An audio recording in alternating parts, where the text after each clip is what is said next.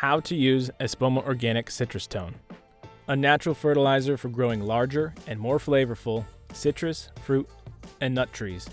For new plantings, dig a hole twice as wide and as deep as the root ball. Mix 1 cup of citrus-tone into the removed soil.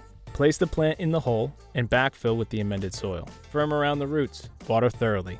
For established trees, feed late winter, late spring, after bloom, and fall. Apply evenly around the drip line or outer edge tree branches and mix into the soil, not within 6 inches of the trunk. Water thoroughly after each application. To prepare the soil for potted plants before planting, add 2 cups of citrus-tone per cubic foot of soil. Mix thoroughly. To feed potted plants, sprinkle 1 teaspoon of citrus-tone for every 4 inches of pot diameter into the soil around the outer edge of the pot. Double the rate for pots over 12 inches in diameter.